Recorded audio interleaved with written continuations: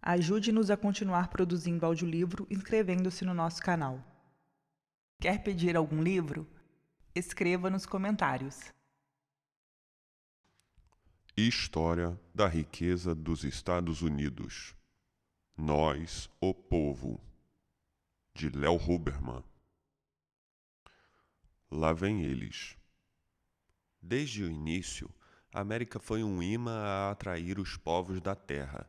Eles eram arrastados até suas praias, vindos de qualquer parte, de todas as partes do mundo, de longe ou perto, de lugares frios ou quentes, das montanhas e das planícies, dos desertos e dos campos férteis. Este grande imã, medindo 3.000 milhas de largura e 1.500 milhas de comprimento, atraiu todos os tipos e variedades de seres humanos vivos. Gente branca, preta, amarela, de pele escura, católicos, protestantes, huguenotes, quakers, batistas, metodistas, unitarianos, judeus, espanhóis, ingleses, alemães, franceses, noruegueses, suecos, dinamarqueses, chineses, japoneses, holandeses, boêmios, italianos, austríacos, eslavos, poloneses, rumenos, russos, e a lista está apenas começando. Fazendeiros, mineiros, aventureiros, soldados, marinheiros, ricos, pobres, mendigos, ladrões, sapateiros, alfaiates, atores, músicos, ministros religiosos, engenheiros, escritores, cantores, cavadores de valas industriais, açougueiros, padeiros e fabricantes de velas. Primeiro vieram os nórdicos, depois um italiano que navegava em nome da Espanha, depois outro italiano em nome da Inglaterra, depois os espanhóis, os portugueses, ingleses e franceses. Depois um inglês que navegava para a Holanda. Todos eles descobriram partes da América, exploraram-na um pouco e depois plantaram a bandeira de seu país e reclamaram a terra para si. Voltaram ao país de origem e contaram muitas histórias, algumas verdadeiras, sobre aquilo que haviam visto. Muitas pessoas os escutavam, acreditavam e vinham também. Milhões de pessoas aportaram na América dentro de um prazo de 300 anos, às vezes numa média de 1 milhão por ano. Esta imigração sui generis de povos não se deu sem grandes dificuldades e perigos. Atravessar o oceano no Queen Mary ou no Queen Elizabeth, em navios a vapor que medem mais de 975 pés de comprimento e pesam mais de 80.000 toneladas, é uma coisa. Mas cruzar o Atlântico numa embarcação de velas, medindo talvez 90 pés de comprimento e 26 pés de largura, com apenas 300 toneladas, era coisa completamente diferente. As balsas comuns do rio Hudson hoje em dia pesam uma média de 70 toneladas. Durante mais de 200 anos, os primeiros imigrantes foram despejados dos Estados Unidos em barquinhos assim. É preciso lembrar, além disso, que naquela época não havia refrigeradores. O peixe e a carne tinham que ser salgados para que se conservassem, e muitas vezes a travessia demorava tanto tempo que as reservas de alimento apodreciam. Aqui vai um trecho de carta escrita por Johannes Gore e alguns de seus amigos descrevendo a viagem de Roterdã para a América, em fevereiro de 1732, quase mais de 100 anos depois de ter começado o fluxo de imigrantes. Levamos 24 semanas para vir de Roterdã ao vinhedo de Marta. No começo havia mais de 150 pessoas. Mais de 100 morreram. Para não morrer de fome, tínhamos de comer ratos e camundongos. Pagávamos 8 pence e até 10 shillings por um camundongo, 4 pence por uma medida de água. Gottlieb Mittelberger era um organista que veio para o país em 1750, acompanhando um órgão destinado a Filadélfia. Aqui vai parte de sua história. Tanto em Roterdã como em Amsterdã, o povo se aglomera densamente, por assim dizer, como sardinhas, nas grandes embarcações marítimas. Quando os navios levantam âncora pela última vez em Cowes, começa realmente a desgraça, pois aqui, a não ser que haja ventos favoráveis, os navios terão de viajar muitas vezes 8, 9, 10 ou 12 semanas antes de alcançar a Filadélfia. Mas com o melhor dos ventos, a viagem demora 7 semanas.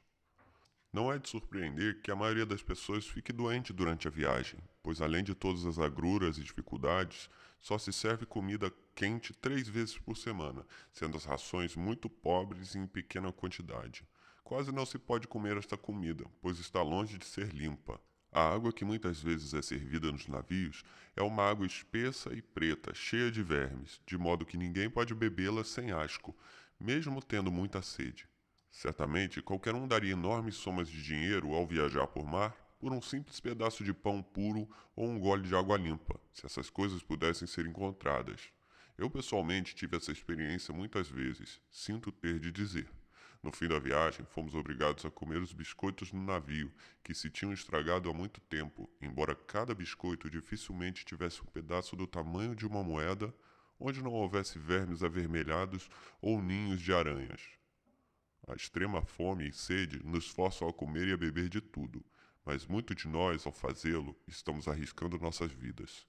Quando os navios aportam em Filadélfia, depois dessa longa viagem não é permitido a ninguém deixar a embarcação, a não ser que tenha pago a passagem ou que apresente boa garantia. Os que não conseguem ficam a bordo até serem comprados e são liberados pelos indivíduos que os compram. Doentes naturalmente passam pior, pois as pessoas saudáveis são compradas em primeiro lugar, e assim, os que são recusados por serem doentes permanecem a bordo, diante da cidade, durante 2 ou 3 semanas, e frequentemente morrem. Entretanto, muitos deles, se tivessem arranjado dinheiro e tivessem podido abandonar o navio, teriam recobrado a saúde. A venda de seres humanos no mercado a bordo dos navios faz da seguinte maneira: todos os dias alguns ingleses, holandeses e alemães vêm da cidade de Filadélfia e de outros lugares, alguns de muito longe, até de 60, 90 ou 120 milhas de distância, e se encaminham para o navio recém-chegado, que conduz e oferece à venda passageiros vindos da Europa. Selecionam entre os mais saudáveis aqueles que se consideram aptos para determinado trabalho e confabulam com eles sobre o tempo que deverão servir até pagar toda a passagem, pois muitos deles ainda estão devendo. Quando chegam ao acordo, acontece de os passageiros adultos assinarem uma proposta para trabalhar 3, 4, 5 ou 6 anos, pois a quantia pela qual são avaliados varia de acordo com a idade e força. Mas indivíduos muito jovens, de 10 a 15 anos, têm de servir até atingir os 21 anos. A última parte desta carta é muito elucidativa, pois nos faz conhecer um sistema muito comum na época. Muitas pessoas que queriam chegar até a América não possuíam dinheiro para pagar a sua passagem. Concordavam então em vender-se como criados por um certo número de anos para quem quer que pagasse sua dívida ao capitão do navio. Frequentemente, podiam ser lidos nos jornais anúncios da chegada de tais grupos. No American Weekly Mercury, publicado em Filadélfia em 7 de novembro de 1728, aparece o seguinte anúncio: Recém-chegado de Londres, no navio Bourdain, com o comandante William Harbert, um grupo de prováveis criados jovens do sexo masculino, consistindo de lavradores, carpinteiros, tecelões, ferreiros, fabricantes de tijolos, serradores, alfaiates, fabricantes de cordoalha, açougueiros e muitos outros profissionais, a serem vendidos por preço razoável, ou a dinheiro ou em troca de pão de trigo ou farinha, por Edward One em Filadélfia. E no Pennsylvania Statesboat, de 18 de janeiro de 1774, apareceu este trecho: Alemães. Ainda estão à disposição 50 ou 60 alemães chegados da Alemanha. Podem ser encontrados no local de propriedade da viúva Kriderin com a tabuleta do cisne dourado. Entre eles se encontram professores primários, mecânicos, lavradores e também crianças pequenas, além de meninos e meninas. Estão dispostos a servir em troca do dinheiro de suas passagens. O contrato que esses desgraçados indivíduos, que estavam dispostos a servir em troca de suas passagens, tinham assinado com o capitão do navio era chamado ajuste, e eles eram conhecidos como criados ajustados. Não é mesmo espantoso que, apesar dos naufrágios, comida podre, verminosa e doença, as pessoas continuassem a chegar aos milhares? Naturalmente, as condições de vida melhoraram. Por volta de 1876, quase todos os imigrantes vinham em grandes vapores, que levavam somente de 7 a 12 dias para fazer a travessia, em vez de todas aquelas semanas que levavam os pequenos barcos. Mas mesmo esses vapores modernos não proporcionavam nenhuma viagem de recreio aos passageiros da classe inferior. Edward A. Steiner conta a história de sua viagem durante o começo do século XX. Não há espaço nem para respirar aqui embaixo, e não há lugar no convés em cima. 900 passageiros da classe inferior amontoados no porão. Ficam realmente acondicionados como gado, tornando completamente impossível andar pelo convés quando o tempo está bom. Por outro lado, respirar ar puro durante as tempestades, quando ficam fechadas as escotilhas, é igualmente impossível. O mau cheiro torna-se insuportável, e muitos dos imigrantes têm de ser retirados, pois eles preferem os rigores e perigos das tempestades ao ar pestilento que está lá embaixo. A comida, que é péssima, é trazida em grandes vasilhas, de onde é retirada para as tigelas fornecidas pela companhia de navegação. Ao ser distribuída, os mais fortes se acotovelam e empurram, de modo que a hora das refeições é tudo menos uma demonstração de ordem. De um modo geral, as classes inferiores dos navios modernos deveriam ser eliminadas por serem inadequadas para transportar seres humanos. E uma pesquisadora da Comissão de Imigração dos Estados Unidos relatava em 1911: Durante estes 12 dias passados na classe inferior, vivi no meio de uma desordem e de um ambiente que ofendia todos os sentidos. Somente a brisa fresca do mar superava os odores nauseantes. Não havia cena diante da qual não fosse preferível estar com os olhos fechados. Tudo era sujo, pegajoso e desagradável de tocar. Toda a impressão que se tinha era de repugnância. Pois bem, nenhum ser humano passaria por todas as agruras descritas, a não ser que tivesse muito bons motivos. O fim da jornada tinha que prometer aos viajantes muita coisa, para compensar a dor de se afastar dos parentes e amigos, do divertimento, o conforto e segurança do lar. Não é fácil levantar acampamento, e muita gente pensa muito antes de fazê-lo. Então, o que é que impelia milhões de pessoas a procurar uma terra distante para construir ali seus lares? Muitos dos imigrantes vieram porque tinham fome, queriam mais pão e de qualidade melhor. A América lhes oferecia isso. A Europa era velha, a América era nova. O solo europeu havia sido lavrado durante muitos e muitos anos. A terra americana não tinha sido praticamente tocada. Na Europa, a terra estava nas mãos de um punhado de pessoas que pertenciam às altas camadas. Na América, ela estava ao alcance de qualquer um. Na Europa, era difícil conseguir trabalho. Na América, era fácil. Na Europa, havia profissionais em excesso, lutando pelos poucos empregos existentes e, portanto, os salários eram baixos. Na América, não havia número suficiente de trabalhadores para preencher os lugares, e assim os ordenados eram altos. Na Europa, há grande número de pessoas que não possuem terra. Na América, há grandes áreas praticamente livres, não povoadas. Não só a terra cobria uma extensa área, como também era de ótima qualidade. Ali estava uma parte da melhor terra arável de todo o mundo, o clima e o solo adequados para produzir praticamente qualquer produto de zona temperada e para fornecer pastagem a milhões de cabeças de gado. Ali estavam rios e se estenderam por milhas e milhas, podendo irrigar esses vales férteis. Ali estavam a prata, o ouro, o cobre, o carvão, o ferro, o petróleo, e todo esse dom da natureza podia ser obtido por quase nada. Vamos correndo para a América. Lá estava um mísero camponês, morando na terra pertencente a outro, numa pobre choupana sem janelas cujo telhado tinha goteiras. Ou alguém que pagava pesados impostos sem ter direito de opinar no governo de seu país. Ou talvez alguém que queria trabalhar, mas não conseguia encontrar nada para fazer, e, em consequência, havia pouco o que comer e pouca perspectiva de melhoria no futuro. Se essas pessoas não viam esperança de sair um dia do buraco em que se encontravam, ficando ali naturalmente, agarrariam com unhas e dentes a oportunidade de se mudarem para um lugar descrito deste modo, por uma pessoa que tinha visto o país pessoalmente. Os alimentos são baratos na Pensilvânia. O povo vive bem, alimentando-se especialmente de grãos de todos os tipos, que dão muito bem por aqui, pois a terra nunca foi cultivada e é fértil.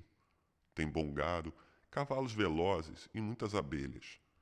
Os carneiros, que são muito maiores que os alemães, geralmente se reproduzem 2 vezes por ano. Os porcos e as aves, especialmente perus, são criados por quase todos. Todas as tardes as árvores ficam tão cheias de galinhas que os galhos se vergam sob o peso. Mesmo no lar mais humilde deste país, não há refeição sem carne e ninguém come pão sem manteiga ou queijo, embora o pão seja tão bom quanto o nosso. Por haver uma grande reserva de carne, ela é muito barata. A melhor carne de vaca pode ser comprada por 3 kreuzer a libra. Naturalmente, tinha que chegar o dia em que a maior parte da terra livre da América já estaria tomada. Mas mesmo assim, os imigrantes continuaram a chegar. James Watt tinha aperfeiçoado a máquina a vapor, e muitas outras invenções se seguiram mudando no mundo inteiro a maneira de se fabricarem as coisas. A América estava se transformando de fazenda em oficina. Aconteceu que, enquanto no começo a maioria dos imigrantes vinha do noroeste da Europa, Inglaterra, Irlanda, Alemanha, Escandinávia, os novos imigrantes vinham especialmente do sudoeste, Itália, Rússia, Áustria, Hungria e Polônia. Estes novos imigrantes vinham não para tomar posse da terra e cultivá-la como os primeiros, mas para trabalhar nas fábricas, moinhos e minas. Quando se desbastavam florestas, quando se fazia mineração do ouro, prata, cobre, carvão e ferro, quando se fabricava o aço, roupas e se construíam ferrovias, havia necessidade de trabalhadores. E quanto mais chegavam, maior era a necessidade de alimento, habitações, pontes, roupas, carros, trens, etc. À medida que a América se transformava de país agrícola em país manufatureiro e industrial, o trabalhador passou dos locais onde a mão de obra era abundante e barata para aqueles onde era bem paga e rara. Os fabricantes americanos mandavam agentes a todas as partes do mundo para conseguir gente que trabalhasse para eles. A América necessitava de trabalhadores. Os trabalhadores da Europa e de outros continentes precisavam de trabalho. Os empregos os esperavam no mundo novo, depressa para a América. Os indivíduos chegavam, encontravam terra e empregos. Finalmente tinham bastante que comer. Naturalmente descreviam sua boa sorte em cartas que escreviam aos parentes e amigos no país natal. Todos se interessam pelas aventuras dos que se afastam de casa, e essas cartas eram passadas de mão em mão e lidas avidamente. Uma carta vinda da América era um acontecimento. Muitas vezes, todos os habitantes de um povoado reuniam-se num só lugar para ouvir alguém ler uma carta de um amigo que estava na América. A verdade em si era suficiente para convencer os que ficavam para trás a empreender a viagem. E muitas vezes as cartas eram enfeitadas com um pouco de verdade e muito de imaginação. Conta-se uma história divertida de um imigrante que acabara de chegar e vira uma moeda de $20 de ouro jogada no chão. Em vez de curvar-se para apanhá-la, jogou-a para longe com um pontapé. Alguém lhe perguntou: por que fez isso? Não sabe que é ouro de verdade? Naturalmente, mas há pilhas enormes de ouro na América, para quem quiser pegar. E eu não me abalaria para apanhar só essa moeda. Muitas vezes, o envelope que levava a carta continha também o dinheiro para a passagem dos que lá no país natal ainda hesitavam ou não tinham recursos. Aí estava a prova real do sucesso obtido na América. Por outro lado, a comida era cada vez mais escassa. O resultado foi a imigração, apesar de todos os perigos e dificuldades. Um enorme pão de boa qualidade atraía então a maioria dos povos que migravam para a América, mas muitos vinham por outras razões. Uma delas era a perseguição religiosa. Se alguém fosse católico num país protestante, ou protestante num país católico, ou protestante num país protestante, muitas vezes sua vida era intolerável. Podia ter dificuldades em obter um emprego, podia sofrer desprezo ou ser alvo de pedras atiradas em sua direção. Ou podia até mesmo ser assassinado por ter uma religião diferente. Vinha a saber da existência da América, onde a religião não fazia grande diferença, onde podia ser o que quisesse, onde havia lugar para católicos, protestantes, judeus. Para a América, então. Ou talvez tivesse a religião certa, mas a política errada. Talvez achasse que um grupo pequeno em seu país retinha um grande poder, grande demais, ou que não deveria haver reis, ou que os pobres pagavam impostos excessivos, ou que a massa do povo deveria ter mais voz ativa nos destinos do país. E muitas vezes o governo achava que você era radical demais e o colocava na cadeia, onde suas ideias não contaminassem o povo. Você não queria ir para a prisão, por isso tinha de deixar o país para não ser preso. Para onde ir nessas circunstâncias?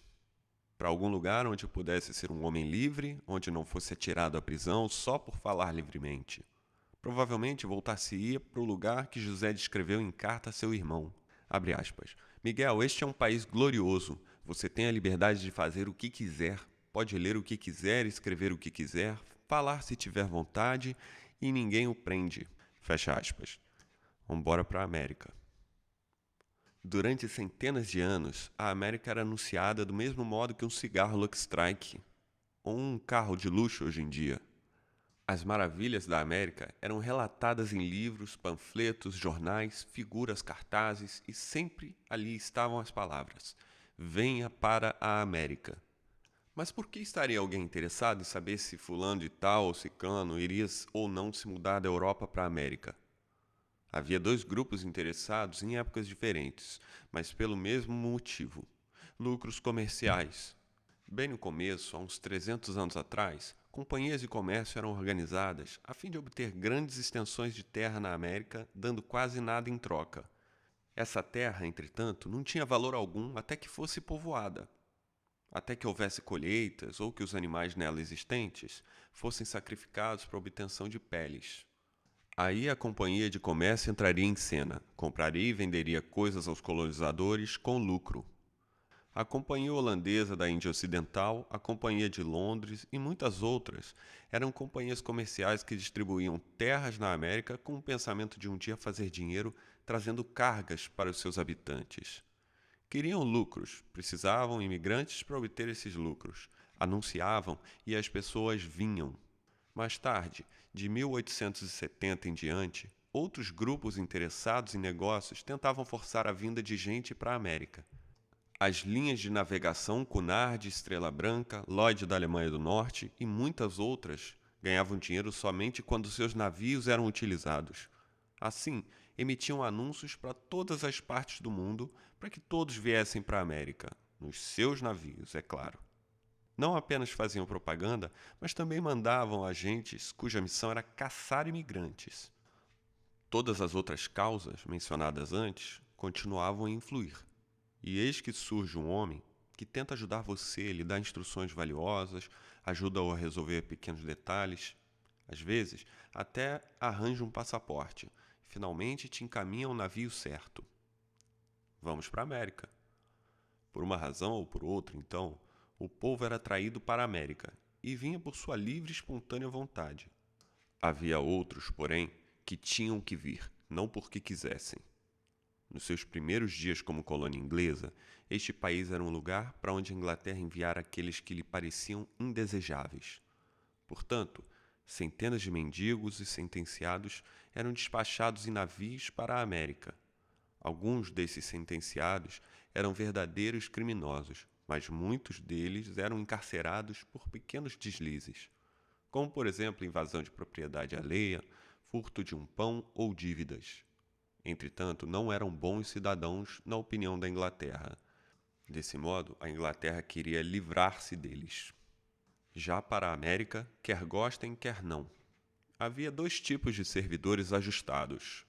Havia os que voluntariamente se vendiam por um período de 4 a 7 anos para pagar as passagens, mas havia outro grupo que era arrastado para cá contra sua vontade, jogado a bordo, arrastado através do oceano e vendido em cativeiro. As ruas de Londres estavam cheias de raptores ou espíritos, como eram chamados. Nenhum trabalhador estava a salvo. Até os mendigos ficavam apavorados ao se mencionar a palavra América.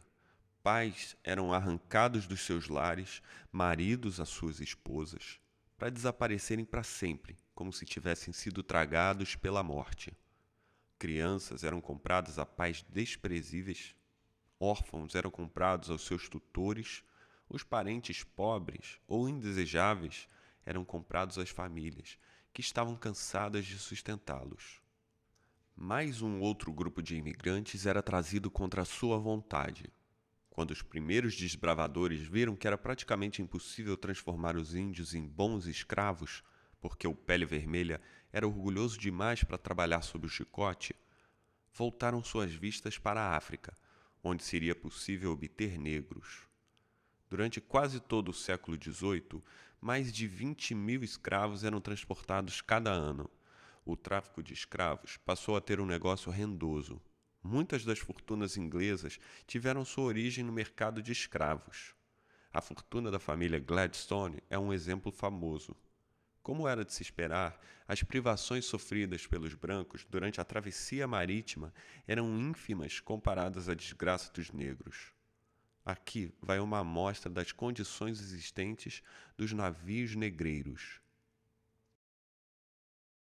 O navio apanhara na costa da África 336 homens e 226 mulheres, perfazendo um total de 562, e ficara ao largo 17 dias, durante os quais foram atiradas ao mar 55 pessoas.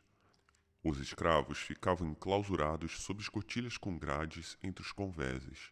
O espaço era tão pequeno que se sentavam uns entre as pernas dos outros e se apertavam tão juntos que não havia possibilidade de mudar de posição noite e dia. Por cima das escotilhas ficava um indivíduo de aspecto feroz, com o látego de muitas pontas na mão, e assim que ouvia o menor ruído lá embaixo, ameaçava a todos com ele, parecendo ansioso por usá-lo.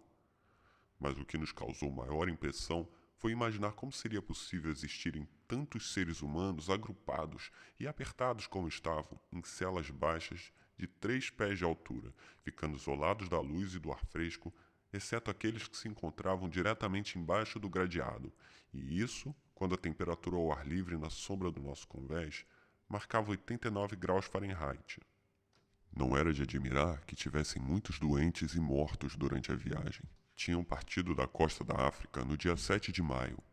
Estavam navegando há 17 dias e tinham lançado ao mar nada menos que 55 pessoas, mortas de disenteria ou outras causas, embora tivessem partido com saúde. Na verdade, muitos dos sobreviventes podiam ser vistos estirados nos convéses, no último grau de definhamento, num estado de miséria e sujeira que fazia mal aos olhos. Assim vieram eles, os que queriam vir e os que não queriam. O movimento começou com um punhado de indivíduos no começo de 1600. Atingiu centenas, milhares. 300 anos depois, podiam ser contados centenas de milhares. Em 1907, mais de 1 milhão de pessoas entraram nos Estados Unidos no prazo de 12 meses. Nos anos de 1903 até 13, cada vez que o relógio dava as horas, dia e noite, tomando por média um espaço de 10 anos, 100 pessoas nascidas em país estrangeiro e sem incluir o Canadá ou o México entravam nos Estados Unidos. O que foi feito desse enxame de indivíduos depois que chegaram lá?